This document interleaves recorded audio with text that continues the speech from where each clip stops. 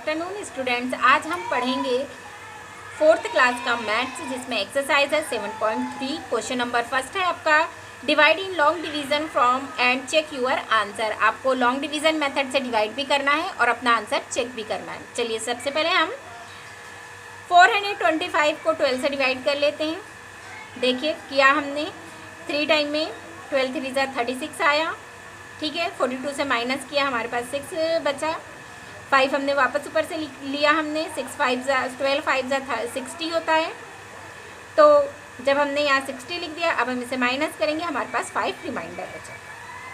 अब हमें हमारा आंसर चेक करना है, ये देखना है कि ये जो हमने डिवाइड किया ये सही है या नहीं। इसके लिए क्या करेंगे, सबसे पहले आपका देखो क्वोटिएंट आया 35, रिमाइंडर बचा 5।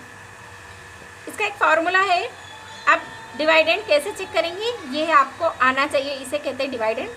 ये आपका क्वोटिएंट हो गया, ये रिमाइंडर हो गया, और इसे बोलते हैं डिवीज़र। जिसे आप डिवाइड कर रहे हो उसे कहेंगे डिवीज़र। आपको लाना क्या है, डिवाइडेंड लाना, जिसे आपने डिवाइड किया। तो अब हम क्वोटिएंट और डिवीज़र से मल्टीप्लाई कर देंगे।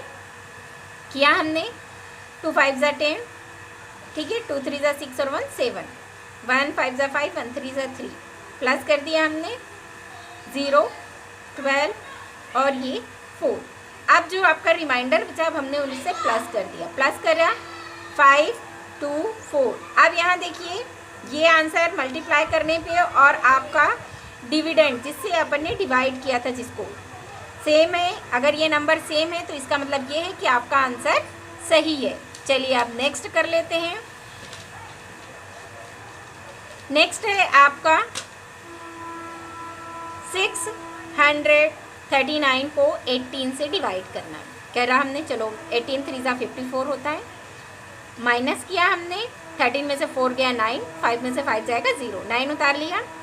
18 के टेबल में 5 टाइम में 90 आता है, माइनस किया 9, रिमाइंडर बचा आपका। ठीक है, ये हो गया क्वोटिएंट, ये हो गया रिमाइंडर, ये हो गया डिवीज़र। अब हमें लाना है डिवाइडेंड। ठीक है, तो अब हम मल्टीप्लाई करेंगे क्वोटिएंट और डिवीज़र से। ये मल्टीप्लाई किया हमने, उसके बाद जो रिमाइंडर आया आपका उसे हमने प्लस कर दिया, तो ये आ गया 339। यहाँ भी देखिए 339। इससे क्या साबित होता है, इससे क्या मालूम होता है कि हमने जो सम किया है वो हमारा सम जो है वो करेक्ट है। चलिए अब नेक्स्ट कर लेते हैं हम। अगला हमारा थर्ड देख लेते हैं। 785 को 20 से डिवाइड कर देते हैं। 3 टाइम में किया 60 आया हमारा, माइनस किया 18 बचा, 5 नीचे लिखा। अब 9 टाइम में 80 आएगा, 5 रिमाइंडर बचा। आपका क्वोटिएंट 39 है, रिमाइंडर 5 है।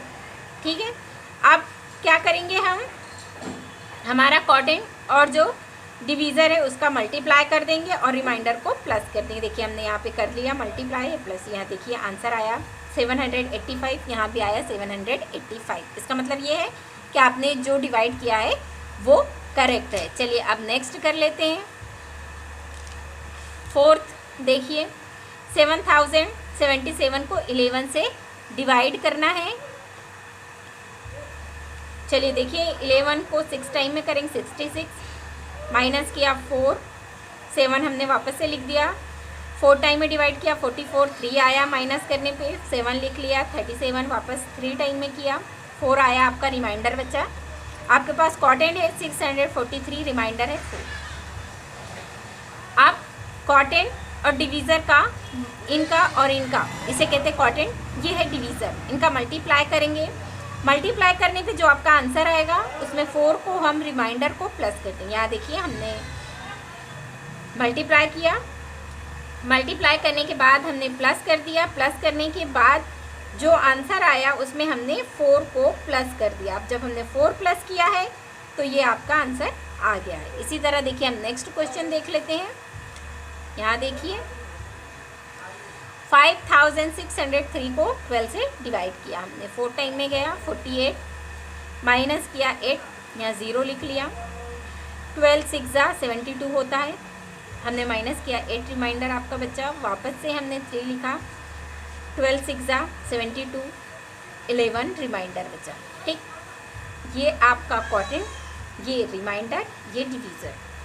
हमें निकालना क्या है, डिविडेंड निकालना। अब मल्टीप्लाई करेंगे क्वोटिएंट और डिवीज़र से। आपका जो आंसर आया 5592, उसमें हम 11 जो हमारा रिमाइंडर है उसे प्लस कर देंगे। प्लस करने के बाद आपका जो आंसर आया है 5603। यहाँ भी देखिए 5603, इसका मतलब है अभी तक हमने जितने भी डिवाइड किए हैं वो करेक्ट हैं, सही हैं। बाकी के जो बचे हुए फर्स्ट क्वेश्चन के जो सम बचे हुए हैं ये आप लोग खुद करेंगे, ये आपका होमवर्क है ये, क्योंकि अभी तक आपको मैंने जितने सम करवाया आपको समझ आ गए होंगे। तो ये आप अपनी HW कॉपी में कर लेंगे।